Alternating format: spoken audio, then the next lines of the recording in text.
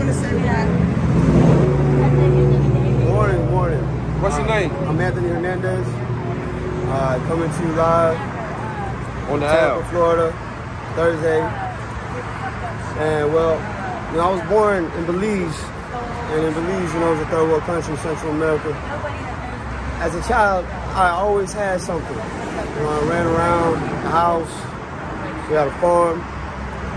You know, drugs was involved. I see my mom get beat. I got picked up. Came here in Tampa, Florida, United States when I was 5. I started in the drug game, you know, and being in the streets after high school. What high school you went to now? Gaping. Oh, you went to Gaping? Gaping, I graduated. And, you know, I did the whole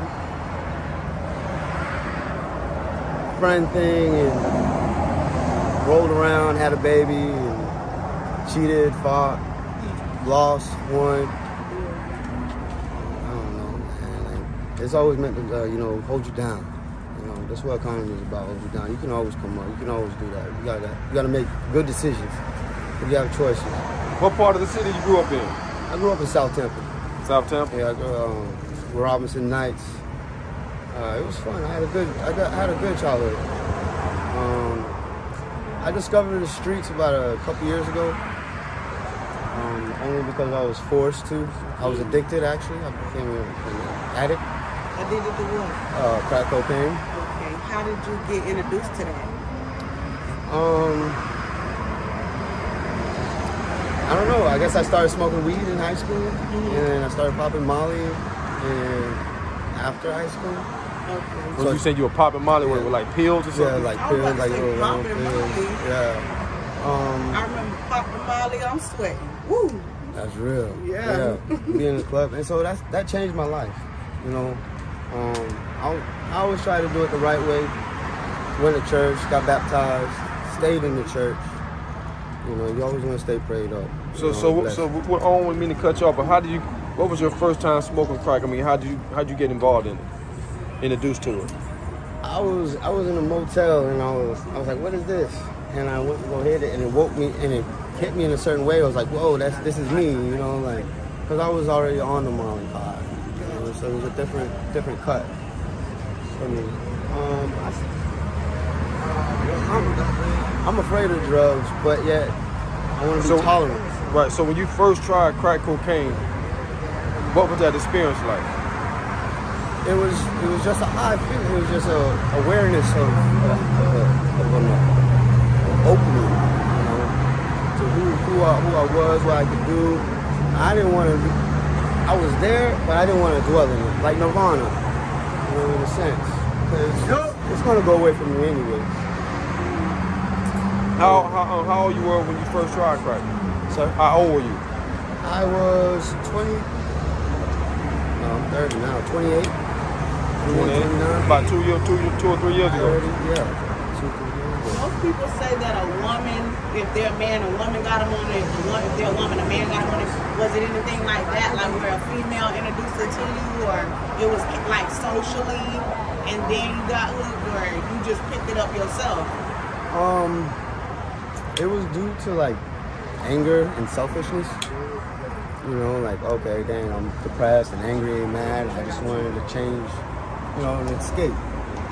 It can be in a different situation. I learned that wasn't the best idea because you just dwell more in your feelings and tend to just lash out a little bit more than you should. So what led you out here after that?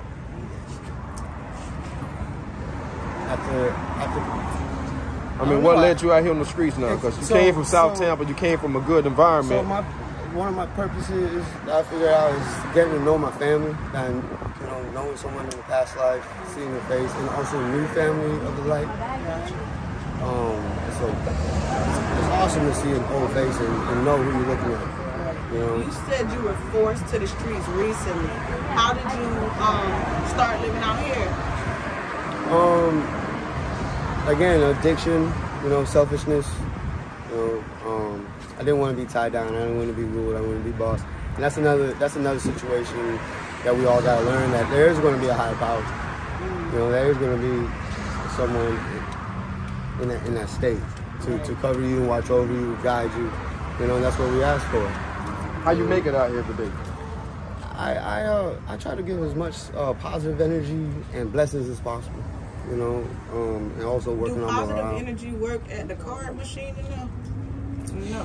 How you make money to survive out here on a day-to-day basis? How do I make money? Let's see. I panhandle. I pick up trash sometimes when people see that. What else do I do? I make little trinkets and stuff for people. And I bring stuff to people. You know, food, clothes. You know, and sometimes it's just a blessing. You know, we all eat and smoke. You know, I'm getting over that. You know what I'm saying? Because it always feels good to do something and someone puts something real in your hand. But I'm getting into the humbleness part about how my feelings and my morale should be towards items or subjects or working, you know, so that way I can understand individuals and characteristics. Which, you know, it's not easy. We all gotta kind of melt together, you know, in a sense. Because nobody want to go down with somebody. What's some of the worst things you done seen out here? Worst things, I mean, it's the speed, you know, speed and getting lost and combat and forced to have emotions of depression and loss and didn't want to lose. You know, knowing that there's a come up and who to trust and stuff like that. I've seen car accidents. You know, a lot of accidents happen. How old are you now? I'm 33 now. 33? Yes. So do you see yourself here in the same position, walking the streets in the next 10 years? Or what are your goals for like the next 10 years? In the next 10 years, I don't see myself walking these streets, but I do see myself coming to these streets. Why? Well, because, I mean, it's always a remembrance you want to, you know, try and go. And just because it's something to think about, you know, a thought, you know. And what changes, you know, you want to see changes. I know a lot of things change in so rapid a time. Right. You know, we want to see that. We want to see change. In the next 10 years, no, I wouldn't want to still be here. I wouldn't want to still be on the streets. Right now, my main goal is to, you know, find out who I am. You know, find wisdom and retain the knowledge. Right. You know, it's not always in a book. Right. You know, because coming out of the book, you might meet someone that's like all about it. You know, and it's like, whoa, that's another subject, another thing that. What type of advice you would give somebody else that's coming out here in the streets? Don't try too hard. You know, keep your guard, like the Quran said, and just watch who you are. You don't watch yourself. You know? Watch yourself and take in and be forgiving. You know, because things change. Yeah. And if you're true, you're honest, and you're loyal, you know, and you're forgiving, then. You know, you tend to have a little tiny bit more. Not to overexpress it, because it's not you that's pouring into the cup. You know?